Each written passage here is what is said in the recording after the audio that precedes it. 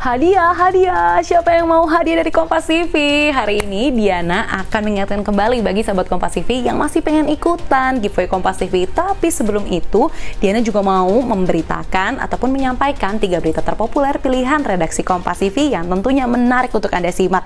Dan sebelum itu, Diana minta tolong lagi ya, subscribe dulu channel Kompas TV.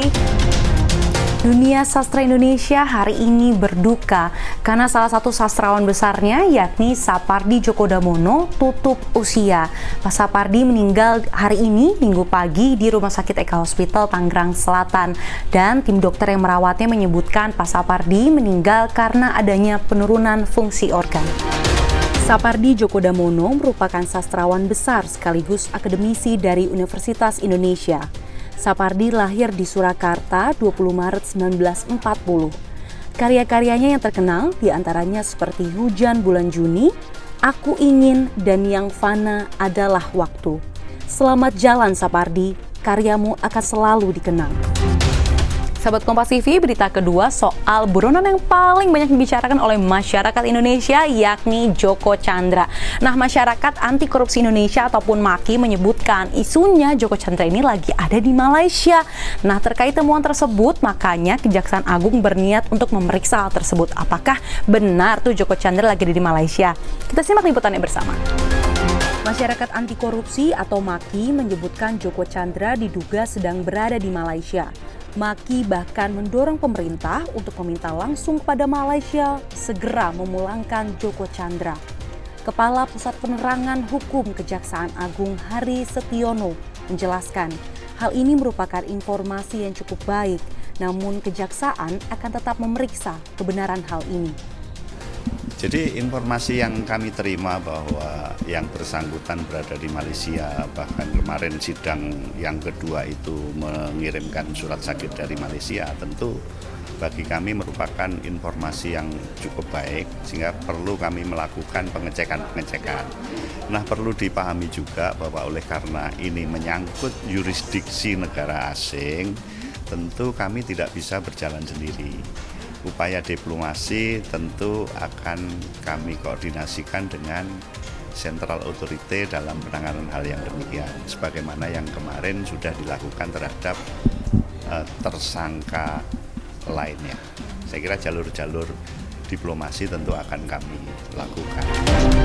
Berita ketiga sahabat Kompas TV itu soal banjir bandang di Luwu Utara, Sulawesi Selatan. Jadi banjir bandang yang terjadi beberapa waktu lalu ini tengarai karena adanya perambahan hutan dan penambangan ilegal. Nah, terkait hal ini, Bupati Luwu Utara berjanji untuk menindak tegas para oknum yang sekiranya merugikan banyak orang ini.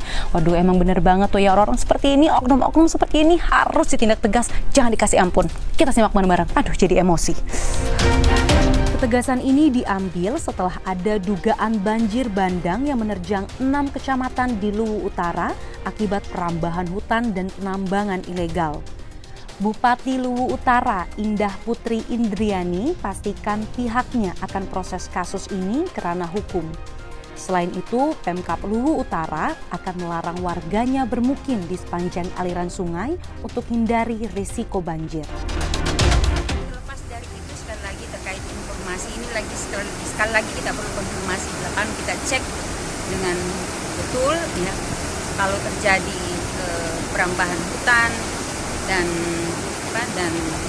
pembukaan lahan yang tidak bertanggung jawab dan itu berkontribusi terhadap terjadinya banjir bandang ini, maka pemerintah daerah kami berada paling depan untuk memproses, memastikan bahwa tidak akan lepas dari proses itu.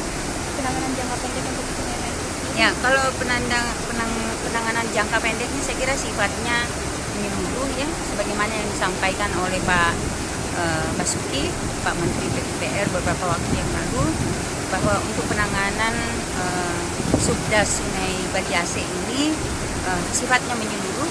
Pertama kita akan melakukan normalisasi secara permanen.